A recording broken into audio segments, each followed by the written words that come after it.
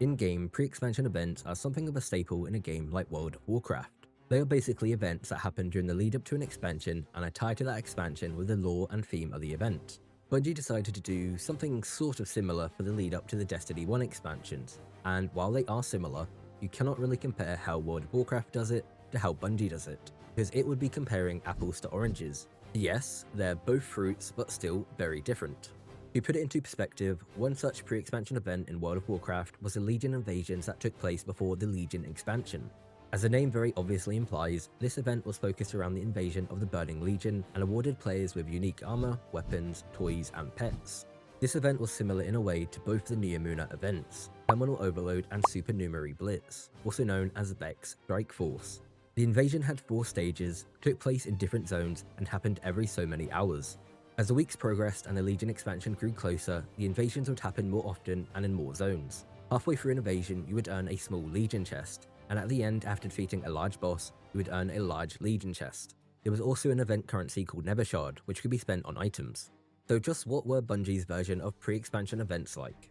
Let's go back in time and find out to the week before the Dark Below.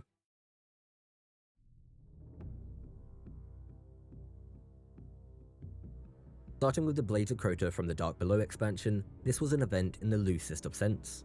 During the lead up to the expansion, there was a chance that while on any planet, you would see in the bottom left of your screen that the Blades of Crota have invaded this world. This indicated that somewhere in the area would be an arc-shielded knight that is relatively easy to kill, would drop a sword relic to use upon its death. This relic had infinite ammo, but only lasted around 1 minute, and there was nothing actually to do with the sword, at least during the lead up, except for slaying out with a hive weapon.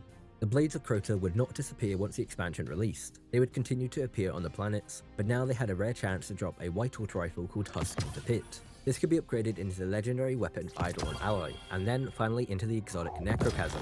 While not really an event, this was still a cool experience, and according to the Grimoire, the Blades of Crota are essentially heralds of, you know, Crota, so a nice nod to what was to come.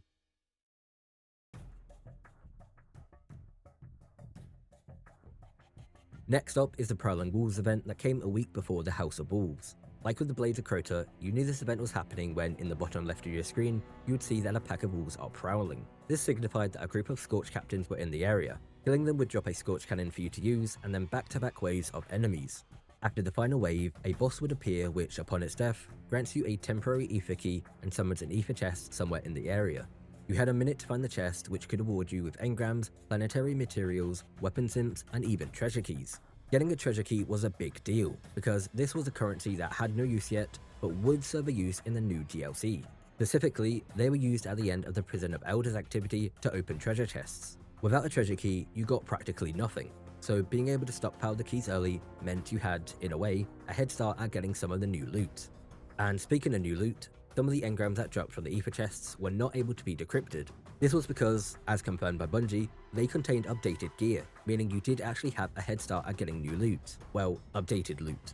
I imagine they contained pre-existing gear but with an updated perk pool. This coincided with the Queen's Wrath event, which took advantage of the bosses for some of the bounties. Basically, kill the boss and you'll complete the bounty, which awards Queen's Wrath reputation, and that allows you to buy things like shaders and emblems depending on your Queen's Wrath rank. This was definitely the closest we would ever get to a true pre-expansion event, but that is not to say that what we got before the other expansions was bad, they're just different.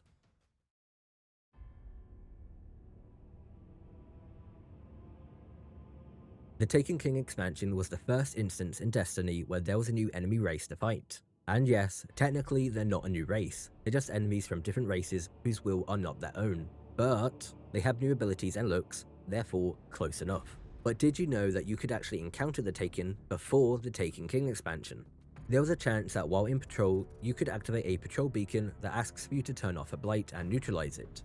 A blight is basically just a big ball of Taken energy. The dialogue that plays when you activate the beacon is from Cade, and implies that we already know of the Taken. Just listen. I have scouts on comms yapping about inbound Taken. They don't sound too pleased. Get to these coordinates quick. This was quite strange because when this happened, the in-game characters did not know of the existence of the Taken. We did not become aware of them in-game until partway through the first Taken King mission, the Coming War, which is part of what makes that mission so good. This means that Bungie either added it without much thought, or it was actually a mistake and not supposed to go live yet, which is a high possibility because it was not removed when the expansion released. The patrol took us to Dock 13, where a Blight, alongside multiple Taken Vandals and a Taken Wizard, would spawn. The Wizard could also spawn Shadowfall. These Taken were recommended light 220, meaning not only were you severely underleveled, but you were underleveled to the point that you could not do any damage to them, and they practically killed you in one shot. The patrol could not be completed whatsoever, which also adds to this maybe being a mistake and not supposed to be in the game yet, but we will not know for sure unless Bungie confirms it. That being said, this was incredibly cool and allowed players that were lucky enough to find the patrol a chance to witness the Taken and their abilities firsthand before the expansion.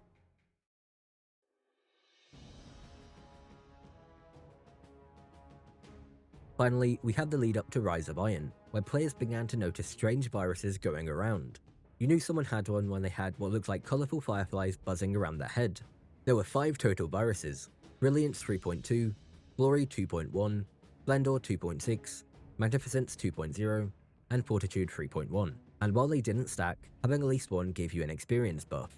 There were multiple reports from players on how to contract these viruses. Some said that you simply had to kill an infected, while others said you had to pick up an Orb of Light, the precursor to Orbs of Power, from an infected and then kill any player or combatant. Someone even said that you just had to be killed by someone with the virus.